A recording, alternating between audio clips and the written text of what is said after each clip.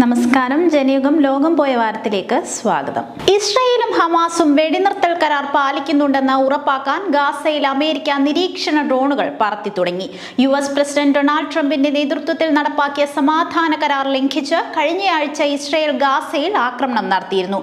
ഇതിനെ തുടർന്നാണ് മേഖലയിൽ US നിരീക്ഷണം ശക്തമാക്കിയത്. ഗാസയിലെ സാഹചര്യം നിരീക്ഷിക്കുന്നതിനായി നിരീക്ഷണ ഡ്രോണുകൾ പറത്തുന്നുണ്ടെന്ന് ഇസ്രായേലി സൈനിക ഉദ്യോഗസ്ഥരും US പ്രതിരോധ ഉദ്യോഗസ്ഥരും പറഞ്ഞു. പാകിസ്ഥാന്റെ ആണവായുധങ്ങൾ US നിയന്ത്രണത്തിലായിരുന്നുവെന്ന വെളിപ്പെടുത്തലുമായി മുൻ CIA ഉദ്യോഗസ്ഥൻ. കോടിക്കണക്കിന് ഡോളർ നൽകിയതിനെ തുടർന്ന് പാകിസ്ഥാൻ മുൻ പ്രസിഡന്റ് ജനറൽ പർവേസ് മുഷറഫാണ് ആണവായുധങ്ങളുടെ നിയന്ത്രണം US-ന് നൽകിയതെന്ന് CIA ഉദ്യോഗസ്ഥനായിരുന്ന ജോൺ കിരിയാക്കോ അവകാശപ്പെട്ടു. പാകിസ്ഥാനിലെ രാഷ്ട്രീയ നേതൃത്വം വലിയ അഴിമതിക്കാരാണെന്നും ജോൺ വെളിപ്പെടുത്തി. മുഷറഫ് സർക്കാരുമായി US-ന് നല്ല ബന്ധമായിരുന്നുവെന്നും ജോൺ പറയുന്നു.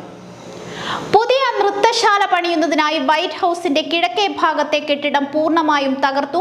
അമേരിക്കൻ പ്രസിഡന്റുമാരുടെ ഭാര്യമാർ ഉപയോഗിച്ചിരുന്ന വൈറ്റ് ഹൗസിന്റെ കിഴക്കേ ഭാഗം പൂർണ്ണമായും തകർക്കപ്പെട്ടുവെന്നും ഒരു കാലത്ത് പ്രശസ്തമായി കെട്ടിടം നിന്നിരുന്ന സ്ഥലത്ത് ഇപ്പോൾ അവശിഷ്ടങ്ങൾ കുന്നുകൂടി കിടക്കുകയാണെന്നുമാണ് ഉപഗ്രഹ ചിത്രങ്ങൾ വ്യക്തമാക്കുന്നത്.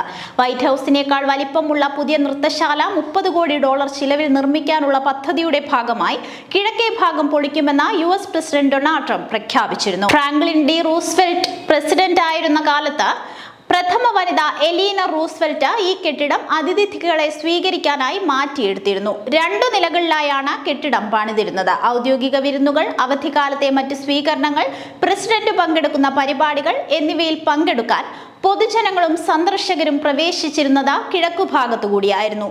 ഇങ്ങോട്ടുള്ള പ്രവേശന കവാടവും പൊളിച്ചു നീക്കിയിട്ടുണ്ട്. ലോകം പോയ വാരത്തിലൂടെ വീണ്ടും കാണാം. നമസ്കാരം.